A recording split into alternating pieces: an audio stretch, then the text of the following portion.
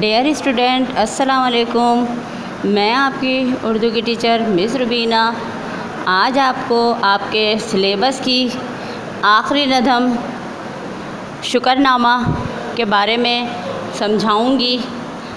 بیٹا یہ نظم دلاور فغار نے لکھی ہے۔ چلیے آئیں اب ہم نظم کی طرف آتے ہیں۔ نظم کا پہلا شعر ہے: شکر کے قحط سے شکر نامہ۔ ڈیئر اسٹوڈنٹ، السلام علیکم۔ میں آپ کی اردو کی ٹیچر مس روبینہ آج آپ کو آپ کے سلیبس کے مطابق نظم شکر نامہ سمجھاؤں گی۔ بیٹا یہ نظم دلاور فغار نے لکھی ہے اور اس میں شکر کی کمی کے بارے میں بتایا ہے اور شکر کی کمی کو لوگوں کے لہجوں کی مٹھاس اور شکر کی مٹھاس کو ہم آہنگ کیا ہے انہوں نے۔ تو بیٹا چلیے اب ہم نظم کی طرف چلتے ہیں۔ تو نظم کا پہلا شعر ہے: شکر کے قحط سے ہر شخص بے قرار ہے آج، خدا کی مار نہیں ہے شکر کی مار ہے آج۔ شاعر جو ہے اس شعر میں کہہ رہا ہے کہ ذخیرہ اندوزوں نے پیسہ کمانے کی خاطر جو ہے چینی کی شدید کمی پیدا کر دی ہے۔ چینی کی جو کمی جو ہے بہت زیادہ ہو گئی ہے ملک میں، اور اس وقت جو ہے ملک میں چینی کی کمی کا جو ہے قحط پڑ چکا ہے۔ اور قحط اور خشک سالی تو بیٹا اللہ تعالیٰ کی طرف سے آفت کردہ ہوتی ہے، لیکن یہاں تو یہ آفت اور مشکل جو ہے انسانوں نے انسانوں پر ہی ڈال دی ہے۔ اس نظم کا شعر نمبر 2: شکر کے قحط نے گڑ کو سکھا دیے انداز، دعا قبول ہو یا رب کے گڑ کی عمر دراز۔ اس شعر میں شاعر نے چینی کی جو قلت ہے اس کو بڑا واضح طور پہ بتایا ہے کہ ایک وقت وہ تھا کہ جب گڑ کو کوئی پوچھتا نہیں تھا اور اس کے ذائقوں کو بھی کوئی پسند نہیں کرتا تھا، لیکن اب چینی نایاب ہے، چینی جو ہے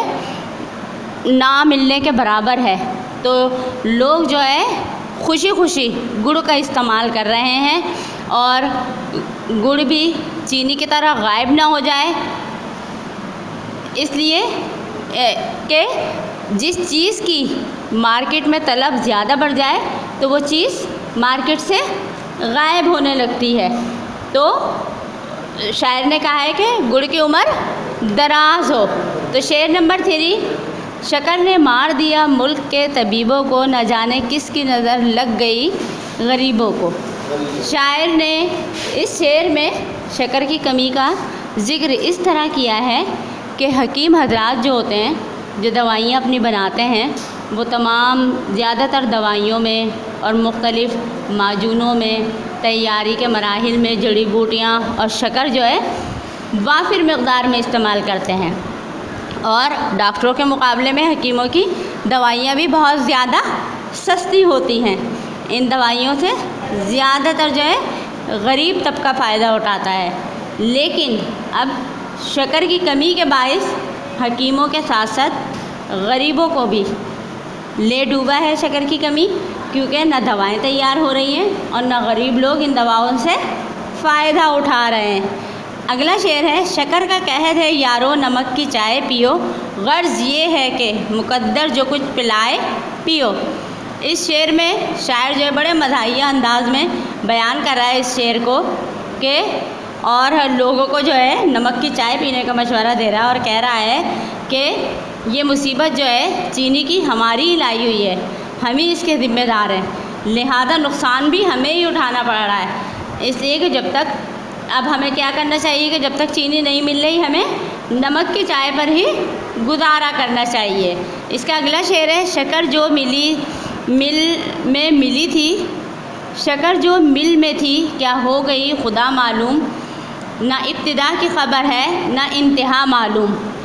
شاعر حیران ہے کہ مارکیٹ سے اچانک شکر کہاں غائب ہو گئی، اس کے غائب ہونے کا عمل کہاں سے شروع ہوا اور کب تک ہوا، کسی کو کچھ خبر نہیں، کسی کو کوئی معلوم نہیں اس بارے میں کہ شکر کب غائب ہونا شروع ہوئی اور کب سے اس کا عمل شروع ہوا۔ اور اس وقت شکر کا ایسا قحط پڑا ہے کہ ہم اس کی شکل کو ترس گئے ہیں، ہم اس کو دیکھنے کو بھی ترس گئے ہیں چینی کو، کہ چینی کا وجود اس ملک میں تھا بھی یا نہیں۔ اگلا شعر ہے، کھلائے کیسے کوئی دعوتوں میں اب زردہ، شکر بلیک سے ملتی ہے وہ بھی در پردہ۔ اس شعر میں بھی شاعر ایک مزاحیہ انداز میں بیان کر رہا ہے شکر کی کمی کو، کہ لوگوں کو جو ہے شادیوں میں میٹھی چیز کھانے کو ملتی تھی اور زردہ شادیوں کا ایک خاص میٹھا تھا، جو اب شکر کی کمی کے باعث نایاب ہو چکا ہے، کیونکہ شکر آج کل بہت مہنگے داموں اور چوری چھپے بک رہی ہے۔ اگلا شعر ہے، ہوا ہے قحط شکر کا عوام پر یہ اثر، جو پہلے شیر و شکر تھے وہ اب ہیں شیر و شتر۔ شاعر اس شعر میں کہہ رہا ہے اور طنز کر رہا ہے لوگوں پہ کہ پہلے لوگ جو مل جل کر رہتے تھے اور لوگوں میں بہت زیادہ خلوص اور محبت تھی، لیکن اب نہ جانے ایسا کیا ہو گیا ہے کہ لوگ ایک دوسرے کا جو دم بھرتے تھے اب ایک دوسرے کے دشمن بن بیٹھے ہیں۔ شاعر نے بڑی ہی خوبصورتی سے اس شعر میں بتایا ہے کہ لوگوں کے رویے جو ہیں دشمن اور کینہ رکھنے والے جانوروں کی طرح ہو گئے ہیں، اور وہ اس شعر میں بھی مزاحیہ انداز میں اس کا الزام شکر کی کمی پر ڈال رہے ہیں۔ اس کے لاسٹ شعر ہے اس کا، نہ اب وہ ساز وفا ہے نہ وہ نوا سنجی، کہ اب شکر کی جگہ عام ہے شکر رنجی۔ شاعر لوگوں کے بدلتے ہوئے رویوں کو دیکھ کر بہت حیران ہیں اور کہہ رہے ہیں کہ ایسا پتہ نہیں کیا ہو گیا ہے کہ محبت خود غرضی میں بدل گئی ہے، لوگ وفا کی جگہ جفا